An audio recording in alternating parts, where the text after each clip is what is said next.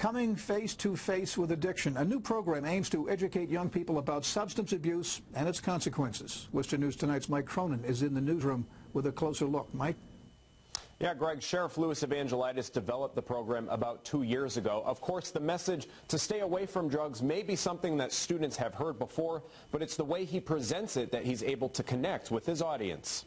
Worcester County Sheriff Lew Evangelidis tells students at Sullivan Middle School in Worcester to stay away from drugs. He says a lot of people end up in his jail after they started using drugs.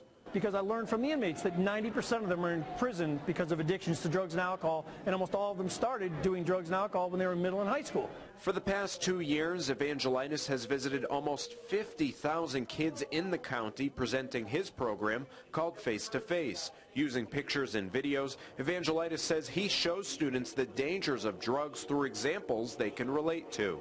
2 years later, same lady. Well, I show the before and after photographs of people like Lindsay Lohan, and I show the fact of where she was a famous movie star. Now she's famous for being in courtrooms and being in prison. And they laugh, but they get it. It's real. It's relatable. Principal Jason DeFalco says the message is current. He's already planning on having the sheriff back next year. He used a lot of different, kind of visual clips, music. He really got the kids' attention. And the message, again, was relevant.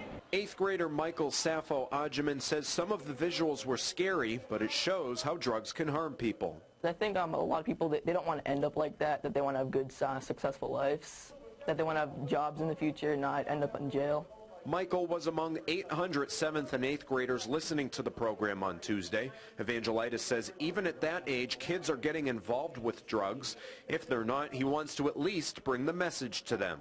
And I believe every time I do this, we're going to save somebody from making those choices, maybe more than one.